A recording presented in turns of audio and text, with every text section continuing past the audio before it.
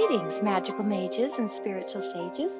This is Age of the Mage, podcast episode 61. I just want to share with you today some of the feelings I've been having over the last 24 hours. I had a day yesterday where I was out and about in the world all day long, interacting with people and in and out of stores for errands and things like that, and driving, and it was a beautiful day where I'm at. But I want to say that as the day wore on and as I came into contact with more and more people, I just kept gaining deeper and deeper appreciation for you, for the kind of people that you have chosen to be. And not to sound as if this is a superior versus inferior type of situation, I do want to say that on some level, I truly believe you're very special. I believe that you do stand out and that you have a path that is different from so many people. And so that shows up in your vibration. That shows up in your frequency, in your interests. It shows up in your authenticity and your integrity. Who you are and the choices you make, the way that you live, the things you believe, all these things show up in your demeanor, in your attitudes. And I just want to say that I have never found more special people than those like you who have the sensitivity and the courage to believe in magic, to believe that you can affect your realities, and to believe that you can affect all of reality, all of creation, that you can become creators yourselves. And this really sets you apart. And I'm very honored to be in contact with you. And I thank you for taking time to help our world with your energy and for choosing ways in your own life that bring the world more joy and more light and more truth. So as I was pondering these things and definitely feeling the difference, mingling with different types of people. Now, the world needs all kinds of people, and everyone's special in their own way. Everyone's fulfilling their own soul contracts. They're working on their own destiny. And we're at different, I don't know about calling it levels, but we're at different kind of places on our evolution, on our soul's evolution, and on our paths. And so we are going to project different types of things as we incarnate, and we have these different purposes. So of course this diversity is wonderful, and it's fascinating, and it's a wonderful experience to be here with all kinds of people and to share this beautiful planet and our world and our cultures and societies with a rich and varied tapestry of people and ideas. So this is part of what we have here that is lovely by all means. And I would never want to trade that for one big homogeneous glump. But we can become better. Our all species, our human species, can keep evolving, and we can maintain our differences, diversities, individuality, and the spark that interests us between different things. We can do all that and still continue to rise, still continue to gravitate towards more and more truth, more light. We can learn how to express love better every day. We can continue to improve and still maintain our differences and our uniqueness. So it's my hope that we do this, that we find our way somehow as a collective to keep improving, keep expanding that human consciousness, and find more and more of us willing to open up to these cosmic ideas and get in touch with the multi-dimensional reality that we truly do live in. And having that desire and hoping that we move that way as a race and as a species, that is not to say that we are already there. That as we watch news stories or read comments or come in contact with various people, it occurs to all of us, I'm sure, that there are many people that are not like ourselves. All right. And so we all feel this way, they feel that way too. So we all kind of have this natural instinct, I believe, to have judgments pop up, and they don't necessarily need to be judgments in a negative sense, but that it's our discernment that comes up and lets us know this person is probably not a kindred spirit of mine. This person has a different path to walk than I do, you know. And so we can, as we're going through our days and our lives, sometimes we can get lonely because it's not always easy to find others that we feel a true connection to, that we feel would get us, would understand us, and that we would like to understand back, that we would find value uh, in a relationship with that person, a friendship, or whatever it develops into. It can be lonely looking for others that we feel a true resonance with. And I believe this is normal, this is natural, because as we evolve and as we open up to higher ideals and this multidimensional world, and we become more and more aware, what happens is we we do leave behind large groups of people that have not moved into that kind of openness yet and that kind of sensitivity. And so we find that we become a tribe of fewer people, a more, less in number. We are probably less in number. And it is my hope that that does not remain the same. It's my belief that people have this ability to wake up, become open, see the truth, or at least more of the truth, and that they each make choices. We all make choices as to whether we'll accept that path and whether we'll expand ourselves and move that way.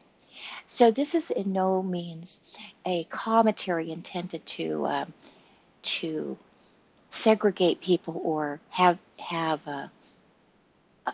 again, as I say, us feel superior or inferior to any other group of people. Not at all. It's simply an observation that we do long for others who have come as far as we have, perhaps, on this evolution, in this knowledge, in this knowing, in this maturing, in this sensitivity, have reached certain levels of authenticity. We crave these people being in our lives. And it's just not always possible. It's not always possible on several different levels. Sometimes we cannot find that person. Sometimes we do find people that are like that, but for whatever reason, we have other differences that might hold us apart. We have different interests or different ways we want to go, and or personality differences. Things can arise because we're so unique that can block really smooth energetic flows. And so finding a group that the resonance is truly there is a challenge in itself, is a life's work in itself. I've come to find too that I have many friends, several friends, and I interact with each one of them in different ways. There's a different dynamic that lives between me and each person. And some are more interested in the type of things that we talk about on this podcast, and others just have very little interest there. But they're pure in heart, they are authentic, and I can respect them for the way they live and their openness in other areas and their directness, their honesty, and those types of things. But I do have some of the most fulfilling conversations with those that I can share magic with, spirit with, soul with, because then you can leave the world of the mundane, and you can bring in these other elements that we know, as you know, dear audience, we know is such a huge part of life, that when we leave that part out and we cannot communicate with another person and include those parts, we're leaving out most of the story, aren't we? So this feeling just swept over me all day of how fortunate I was to be in contact with many of you who I can have this deeper connection with because of who you have chosen to be. And I really honor that about you. I am so grateful to be a part of this gathering so that I have the opportunity to be among people like yourself and yourselves. And I have to say too that there is an etheric network, which I've referred to, building up as well between us. I may not even have met many of you online or talked to you through any kind of chat, and yet our energy is beginning to connect if we resonate to certain points, certain truths, certain ideas. Then that connects us in a powerful way because our subconscious then knows I have a friend over there, even though our conscious isn't aware of it. Our soul knows there is another connection that just added itself to this network of truth and light. And I feel that. I feel that little boost. And so we all do, and we know that there is a web that we are a part of that is supportive and that is truthful, full of integrity, and and believes in the magic of our world, the true spirit that underlies everything. That can become a great source of comfort and inspiration, and also take away feelings of loneliness, feelings of isolation. And so I want to close today by just reminding all of us what a privilege it truly is to be in touch with each other, even if we're not doing it as of yet, in a very physical way, or even in a virtual landscape. At the very least, we are connecting through the etheric realms. We are connecting in thought. We're connecting in purpose. We're connecting through this vision we all have for a better future for ourselves as individuals, as well as for our loved ones, our friends, our family, our communities, and the world at large. And just these beliefs and just these goals, these intentions, bring us together in etheric realms. It's very powerful. And many of us probably know each other in other dimensions, in spiritual dimensions. We've probably been together. We probably have done this before. We've even come to planets and places and realms at times like we are now experiencing. It's very likely that's true. And so we don't even know the full mystery, do we, of how we find one another and how we tend to gather, how we end up clustering, how we end up becoming aware of one another. There are so many factors at work behind the scenes. There's true magic and true spirit operating in the unseen realms to bring everything about that we see in the 3D world. And we're a part of that. And our gathering is a part of that. Our etheric network is a part of that magic. I just want to thank you so very much for being who you are, for striving and trying and working towards improvement, towards perception, towards magical creation. This takes courage, it takes commitment, and it takes sensitivities that I want you to know are so very rare. Unfortunately, at this point, still so very rare. You are rare. You are precious. And I feel just so honored to be able to begin to gather with you and begin to feel you in a sense, in a spiritual sense, connecting. I talked a little bit about how this network and these kinds of connections can be so powerful in a previous podcast. And as I was talking about that, when I came up with the analogy of the candle, and that when I light a candle, that light expands a little bit, and then if there's a second candle that lights up across the room, it's even brighter because the light spreads, and we now have two candles. And I would like us all to maybe start using a candle ourselves as a magical physical reminder that I'm here and I'm part of your life through a network, and someone over there is also striving and in a unique way is also part of this network. And when you light that candle, should you choose to light that candle in a symbolic kind of way, on purpose, with the intention of lighting it and saying, I'm lighting you to light my way, expand light in my world, and also connect to the others out there also lighting their candles.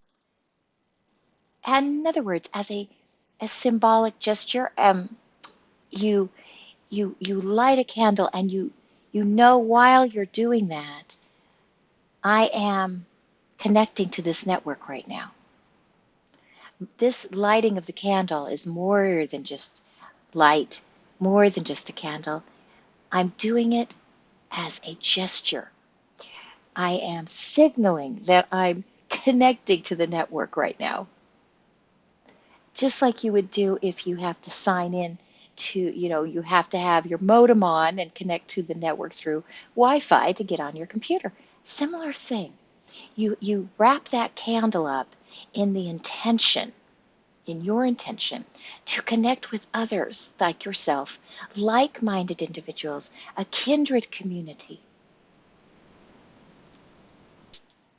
I think that this can spread. I think that this can connect you to the magic that comes through a network. There are all kinds of magic and spiritual experiences we have in our lives, but not all of them are for this purpose. Not all of them are meant to purposely start putting you in touch with others who share so many of your key beliefs or your important um, ideals. And as we light our candles together and choose to say, I want to be among these people, and I am among others like myself, thank you. And let this light shine on this network for others to find.